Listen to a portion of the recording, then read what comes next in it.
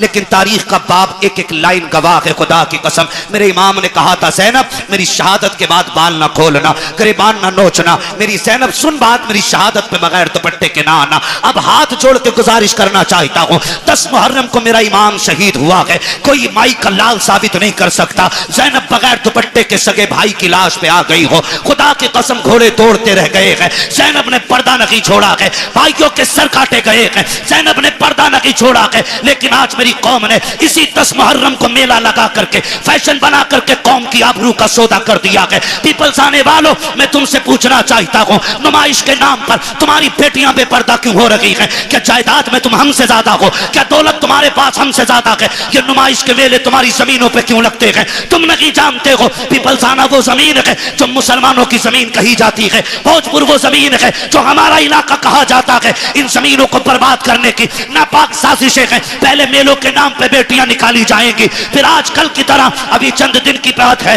भोजपुर की एक लड़की ने जाकर के, नाम कितना अजीब है, नाम फातिमा के, नाम बदल करके एक गैर मुस्लिम के बिस्तर को जाकर के गरम किया है। मैं पूछना चाहता हूं, कौन सा जवाब देगो जाकर के सैयदा कायनात की बेटी को? अगर वो पूछेगी हम तो सगे भाई की लाश पर भी नंगे सर नहीं आ सके, तुम मेलों के बहाने निकल गई बगैर दुपट्टों के, तुम ताजियों के बहाने निकल गई, तुम बाजारों के बहाने निकल गई। तुम्हें खुदा का वास्ता है, बेटियों के पर्दों को लाजिम कर दो, शरीयत की हुदूद को लागू कर दो। अगर ये नहीं किया, एक दिन वो आएगा, बेटियां तुम्हें जहर दे करके जाएंगी और कोई बचाने वाला नहीं होगा। और रह गई अक्लमंदी की बात, रह गई दानाई की बात, तो याद रखना कायनात में कोई भी मेरे नबी से बड़ा दाना नहीं है, मेरे नबी से ज्यादा होशियार नहीं है। अगर आका ने कह दिया पर्दा फर्ज है, तो फिर है, जो नहीं करेगा वो इज्जतदार नहीं बल्कि दुनिया से जलील हो के मरेगा। बहुत अच्छा, बहुत खूब माशाअल्लाह। या रसूल अल्लाह, जिक्र हुसैन कॉन्फ्रेंस सरजमीन पीपलसाना, हजरत अल्लामा मुफ्ती हम्माद रज़ा साहब क़िबला, नाराए तकबीर, नाराए रिसालत। बुरा तो नहीं लगा ना? मैं कोई नेता मंत्री भी नहीं हूं और मैं नेता मंत्री को कुछ समझता भी नहीं हूं, क्योंकि उन्हें वो जानते हैं जो उन्हें वोट देते हैं, मुझे वो जानते हैं जो नबी की बातें सुनते हैं। बेशक बेशक। मैं आपसे सिर्फ एक बात कहना चाहता हूं, ये नुमाइशें बंद करो। आप नहीं लगनी चाहिए आपके पीपलसाने में, और तकलीफें बर्दाश्त करोगे तो सुनो, जब से तुम्हारा पीर का बाजार लगना शुरू हुआ है, इस इलाके में अय्याशी आम हो गई है। बंद करो ये तमाशे। हाँ, आपसे कहना चाहता हूं, खुदा के वास्ते दुख भी होता है, अपनों के बीच बैठ के ये रोना पड़ रहा है मुझे। तमाशे बंद कर दो ये सारे, और बेटियों से बता दो जिंदगी बहुत ज्यादा नहीं है, 60 65 70 80 90 100 200, बस। अगर 1000 बरस की उम्र भी हो जाए फिर भी मौत आनी है। याद रखना, तारीख गैरत वाली माओं को याद रखती है, बेगैरत माओं को कभी याद नहीं रखती है। आज की न्यूज है, आज की 8 महीने के अंदर एक गैर मुस्लिम ने एक मुस्लिम बच्ची से शादी करके उसे मार डाला है। 8 महीने नहीं रखा साथ में। बताइए, अल्लाह, यही होगा। डॉक्टर इकबाल का वो शेर न समझोगे तो मिट जाओगे हिंदी मुसलमानों, तुम्हारी दास्तान तक भी ना होगी दास्तानों में।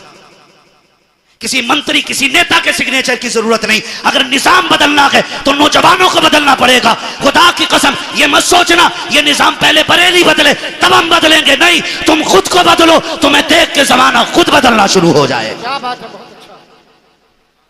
वरना 2 रोजा कॉन्फ्रेंस नहीं, 10 रोजा भी कर लो, कोई इज्जत बचाने वाला नहीं आएगा। मैं आपके इलाके का हूं, आपको जानता हूं, आप मुझे जानते हो, इसलिए ये दुख कह के जा रहा हूं। बाजार के नाम पे तुम्हारे पीर बाजार ने कितनी अय्याशी बढ़ा दी है। रोको इसे, वरना बेटियां महफूज नहीं रहेंगी। हुसैनी हो तो सबील बाद में लगाओ, शरीयत की हदों पे पहरे पहले लगाने शुरू कर। हुसैन बहन से क्या कह रहा? वो बहन जो खातून जन्नत की गोद में पली हो, आम नहीं। कहना रे मौलवी साहब तुम्हें तो यकीन ही ना, तुम्हें तो शक ही रहे सब पे। शक की बुनियाद कसम खा के कहता हूं, ऐसी गोद आज तक किसी बेटी को नहीं मिली जैसी सैयदा ज़ैनब को मिली है। बेशक बेशक। ऐसा नाना किसी का नहीं है जैसा सैयदा ज़ैनब का है। और सैयदा ज़ैनब वो है जो 6 साल की उम्र में कुरान की कारिया बन गई थी।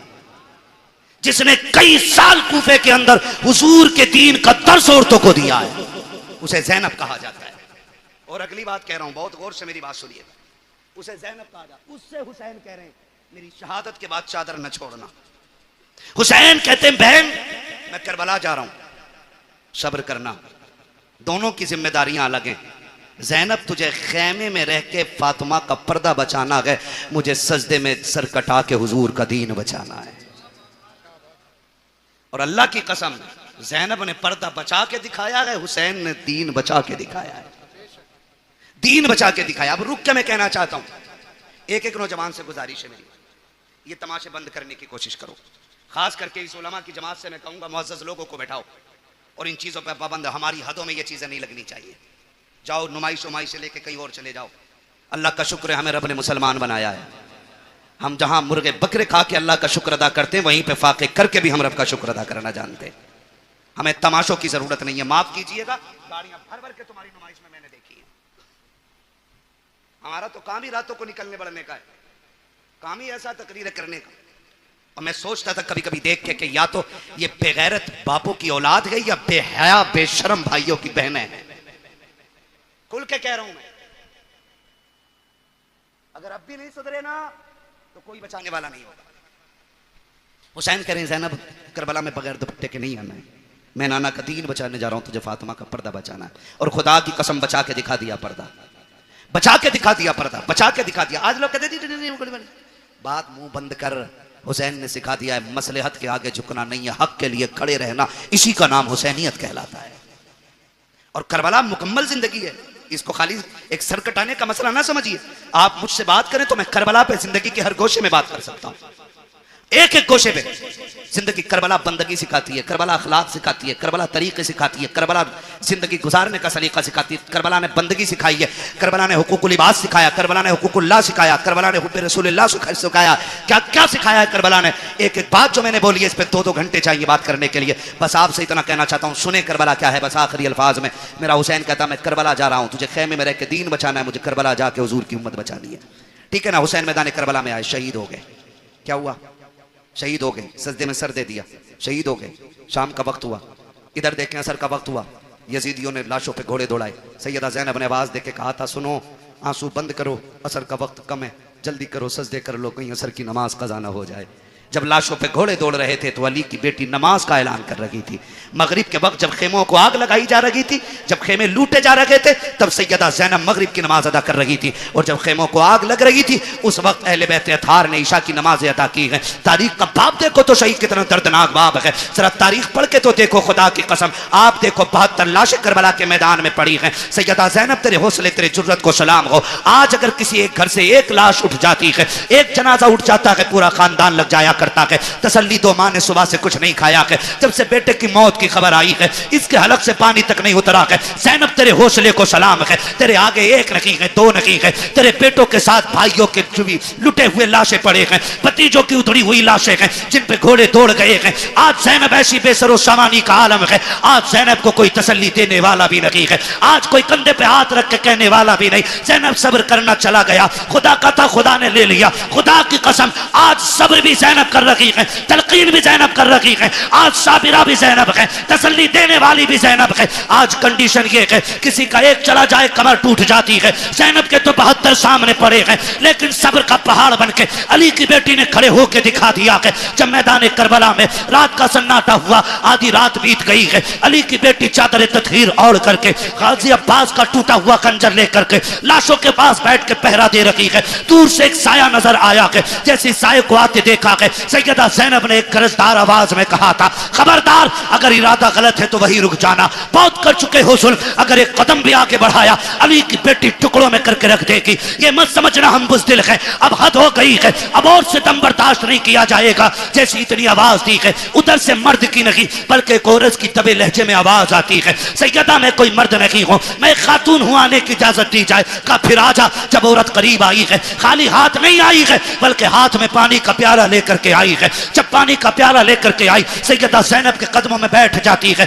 ज़ैनब ये पानी कबूल कर लो। कहा कौन हो तुम? कहा हम में पानी नहीं चाहिए। कल ले लीजिए, 3 दिन गुजर गए हैं, चौथी रात आ गई है, आज तो पानी पी लो। आपने फरमाया ले जाओ, हमें इस पानी से नफरत हो गई है, हमारा अकबर प्यासा चला गया है, हमारा असगर प्यासा चला गया है, अब पानी का क्या करेंगे हम? जाओ के पानी लेकर के चले जाओ। उस औरत की आंख में आंसू आए, रो के कहा ज़ैनब माफ कीजिएगा, मेरे शोहर ने सर कटा करके जन्नत में नाम लिखा लिया है, मैं भी ये चाहती हूँ ये पानी कबूल कर लो ताकि मेरा नाम भी जन्नत में आ जाए। कहा किसकी बीवी है? कहा मुझे हुर की बीवी कहा जाता है। सैयदा बड़ी मुश्किल से पानी लाई हो, ले लीजिए पानी। हजरत ज़ैनब ने इनकार किया। जानते हो जब सैयद नाराज हो जाए एक उसूल याद रखिएगा, उसको खातून जन्नत का वास्ता दे दो। हर किसी की टाल सकता है, फातिमा ज़हरा के वसीले को सैयद नहीं टाल सकता। ये उसूल सैयदों का होता है, ये उसूल सैयदों का वो जानती थी। उसने आके कहा आपको आपकी अम्मी का वास्ता, सैयदा कायनात का वास्ता, ये पानी ले लो। जब माँ का नाम आया ज़ैनब की आंखें भीग गईं। ओ भाई मजबूर बंदा अगर परदेश में अपनों का नाम सुने तो ठंडक यहाँ लगती है, यहाँ लगती है। और ये तो वो थे जिन्हें बगैर बेटी कहे बगैर आह किए जिनके 72 काटे गए। और पहली बार कोई कह रहा आपको आपकी अम्मी का वास्ता है, सैयदा कायनात का वास्ता, पानी ले लो। आंखों में आंसू आ गए, पानी का प्याला लिया और पानी का प्याला लेकर के आप खेमे की तरफ बढ़ी जहाँ इमाम ज़ैनुल आबिदीन लेटे हुए हैं। गशी पे गशी आ रही है, तबीयत भी ख़राब है, बीमार हैं और बाप की शहादत का गम, अकबर की शहादत का गम, खानदान के लुटने का गम है। जाके चंद छींटे पानी पे मुँह पे मारे। उठे इमाम सज्जाद का बेटा का जी फूफी का पानी पी लीजिए। का फूफी आपने पिया कि नहीं पिया है? कहती नहीं बेटे पहले आप पियो। का नहीं आप पीजिए। कहा नहीं तुम नहीं जानते हो बेटे, उसूल ये है जिस घर में छोटे प्यासे होते हैं उस घर के बड़े पानी नहीं पीते, पहले छोटों को पिलाया जाता है। इमाम सज्जाद इमाम ज़ैनुल आबिदीन ने इतना सुना, कहा अच्छा फूफी तो लाइए। पानी का प्याला लिया। आप उठे हैं, पैर इस तरह से उठा रखे थे कि जमीन पे लकीरें बनती जा रही हैं। कहा बेटे किधर जा रहे हो? कहा फूफी आपने उसूल बता दिया है जिस घर में छोटे प्यासे होते हैं उस घर के बड़े पानी नहीं पीते। कहा फिर किधर जा रहे हो? कहा मुझसे छोटी तो मेरी सकीना प्यासी है, इस पानी पे हक पहले सकीना का है। आप गए हैं, जाकर के हजरत सकीना को आवाज दी,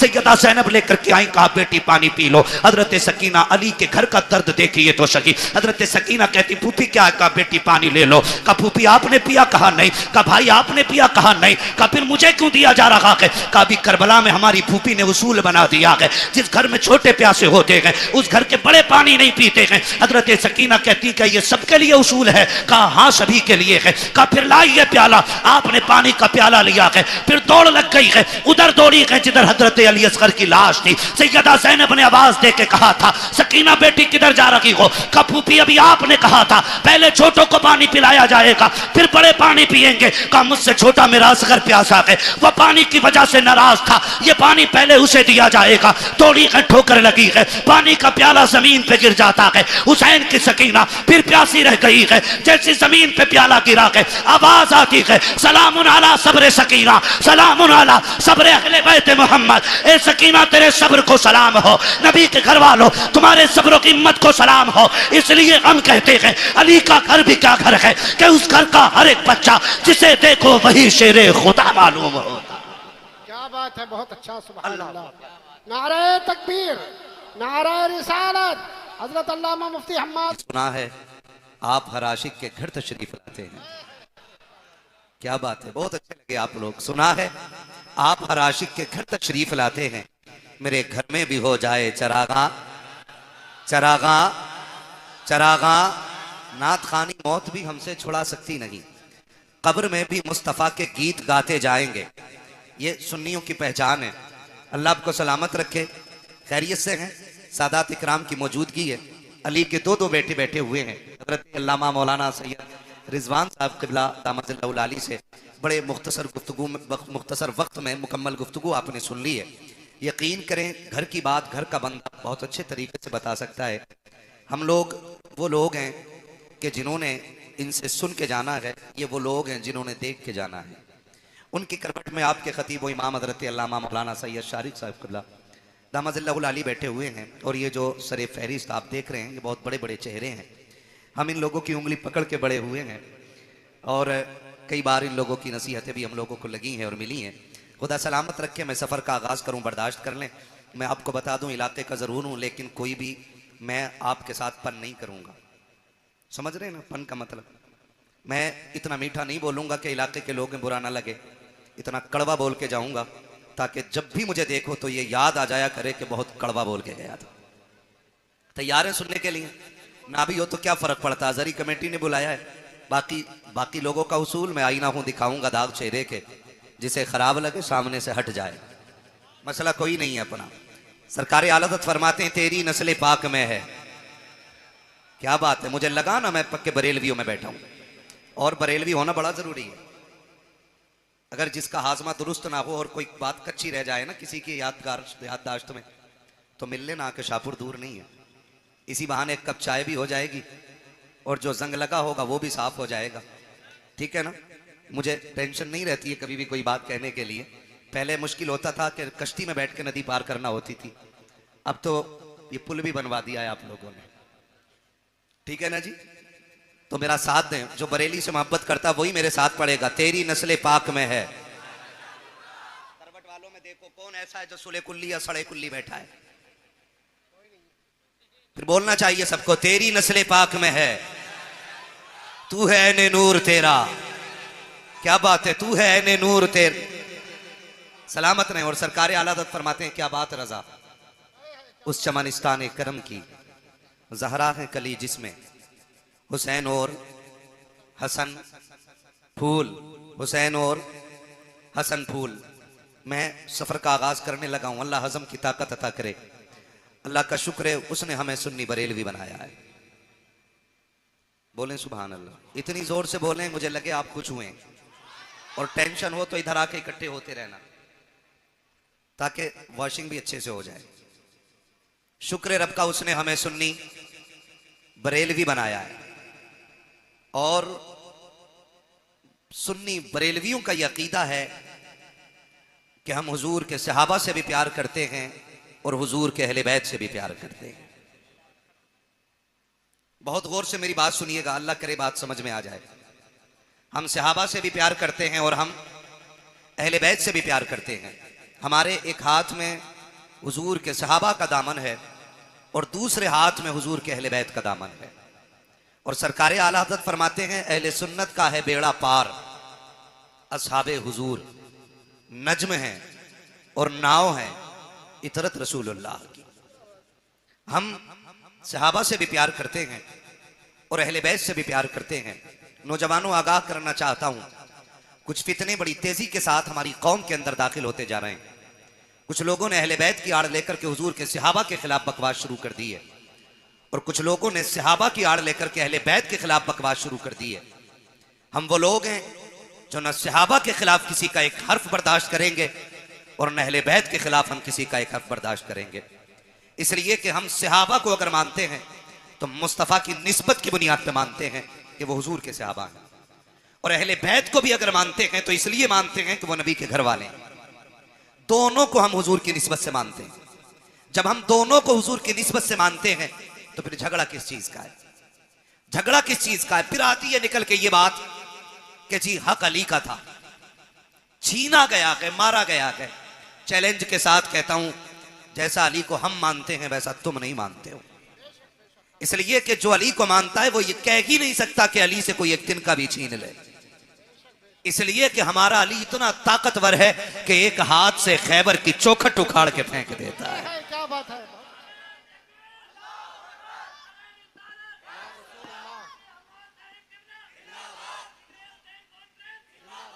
हमारा अली वो है जो एक हाथ से खैबर की चौखट उखाड़ के फेंक देता है।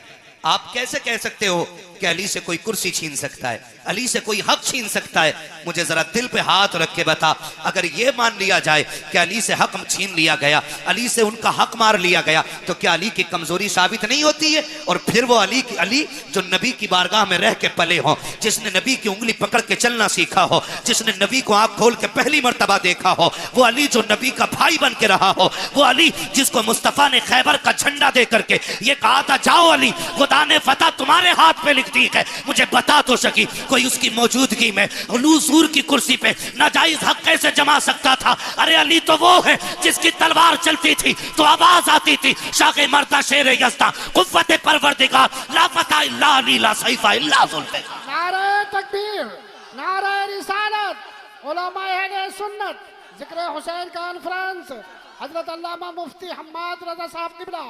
सुभान अल्लाह। मैं चैलेंज के साथ कहता हूं, जो ये कहते इनमें दुश्मनी थी, दिखाओ खोल के किताब इन हराम के जनों को कि एक बार अबू बकर मुसल्ले पे हो और अली नियत तोड़ के गए हो। समझ रहे मेरी बात? जो समझ रहे वो बोले सुभान अल्लाह। हाँ, समझ रहे मेरी बात? एक जगह दिखा दो अली मुसल्ले इमामत, अबू बकर मुसल्ले पे हो, अली ने नियत तोड़ी हो। उमर मुसल्ले पे हो, अली ने नियत तोड़ी हो। कितना मजा आता होगा जब अबू बकर मुसल्ले पे हो और जब हुजूर और हुजूर की आल पे दरूद पढ़ते होंगे तो ख्याल आता होगा जिस पे दरूद पहले पढ़ा गया वो मजार में लेटा है, जिस पे दरूद बाद में पढ़ा जा रहा है वो मेरे मुसल्ले के पीछे बैठा हुआ है। सुभान अल्लाह, क्या बात है। गैरत क्यों नहीं आती है? उनको लड़ाते हो। और इस नजरिए से दूसरे क्या समझेंगे कि हुजूर के सहाबा आपस में लड़ते रह गए? कौन सी कौम नबी ने तैयार की थी चार यार एक दूसरे से प्यार न कर सके? मैं खुल के कहता हूं, अगर हलाल की औलाद है तो फिर एक्सेप्ट करेगा, हरामी होगा तो नहीं मानेगा। खुदा की कसम, जो प्यार नबी के चार यारों में था वो आज तक किसी यार के दरमियान नजर ही नहीं आता है। क्या बात है। सुभान अल्लाह। हाँ? ये कौम को गुमराह करने वाली बातें आ गई। और नौजवानों, आपसे कहूंगा, दीन जो है ना सोशल मीडिया से नहीं सीखना है। दीन दरसगाहों से सीखो, दीन अपनी उलमा से सीखो। ये आपकी मस्जिद के अइम्मा हैं, ये घुने हुए पुराने लोग हैं, पुराने चावल हैं, इनसे आके पूछो ना, इनसे आके पूछो ना। हाँ, वही मैं कह रहा हूं। वो कह रहे हैं ना इंजीनियर मेरा रहनुमा है। अब ये बताओ, प्लम्बर दीन बताएगा तो बंद करा दे जाहिदी रिजवी और बाकी मदरसे। जाओ फिर प्लास्टिक की दुकान पे जाके दीन सीखो। हमें इंजीनियर दीन सिखाएंगे? अल्लाह ने हमें दीन सिखाने के लिए बरेली का अहमद रजा अता फरमाया। सुभान अल्लाह। और जब वो मजार में चले गए, उनकी तसनीफात पढ़ पढ़ के सुनाने वाली ये जमात अल्लाह ने हमें अता फरमाई। सुभान अल्लाह। एक एक जवान से कहना चाहूंगा, गौर से मेरी बात सुनिएगा। जिस प्लम्बर की बात करते हो उसे कुरान पढ़ना नहीं आता है।